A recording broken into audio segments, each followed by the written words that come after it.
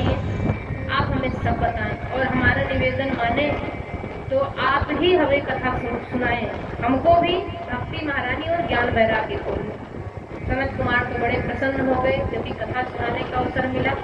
उन्होंने कहा कि हरिद्वार में आनंद नाम का एक घाट है, वहीं हम आपको कथा सुनाएंगे, चलिए। अब सनत कुमार, ये चारों भाई, श्री नारद जी, अन्य बहुत सारे ऋषिगण सब हरिद्वार में पहुंचे। आनंद नाम के घाट पर विराजमान होकर के ज्यों ही जय घोष हुआ कि अब सनत कुमार भागवत कथा सुनाएंगे, तीनों लोग 14 भुवन में आवाज गूंज गई, यदा यातास प्रथम सेतु सदा कोलाहलो अप्यभूत। कोलाहल मच गया, भूर्लोके देवलोके चा ब्रह्मलोके तथा चा, भूलोक में भी, देवलोक में भी, ब्रह्मलोक में भी शोर मच गया, भागवत कथा होने जा रही है। ये केवल सनत कुमार कथा सुनाने जा रहे हैं इसलिए नहीं, भागवत कथा चाहे जहां हो, जैसे ही कथा प्रारंभ होती है तीनों लोक में हाहाकार मच जाता है, जैसे कार होने लगती है, शोरगुल मच जाता है कि भागवत होने जा रही है। जिसके घर में भागवत होती है उसके पितृगण नाचने लगते हैं, क्योंकि देवता उन पर पुष्प बरसाने लगते हैं पितरों पर।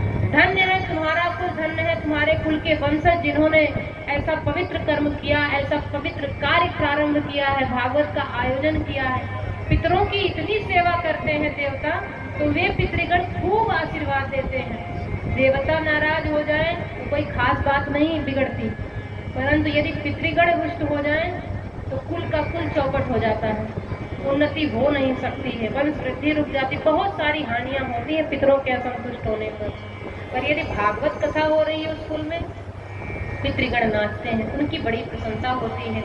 बड़ा शोर मच गया, श्रोता को दौड़ करके कथा मंडप में पहुंचना चाहिए, वक्ता से पहले श्रोता को पहुंच जाना चाहिए, पर यहाँ पर विधान ऐसा बना था, सनत कुमार आकर विराजे, ज्यों ही जय घोष प्रारंभ हुआ सब दौड़ दौड़ करके आने लगे।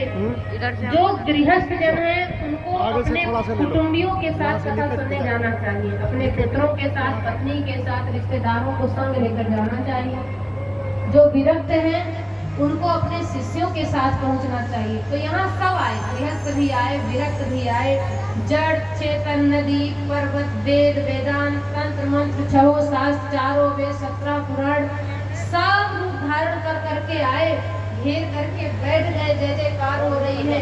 सबसे आगे श्री नारद जी बैठे हैं, उनके पीछे सन्यासी बैठे हैं, वैष्णव बैठे हैं, विरक्त और ब्रह्मचारी।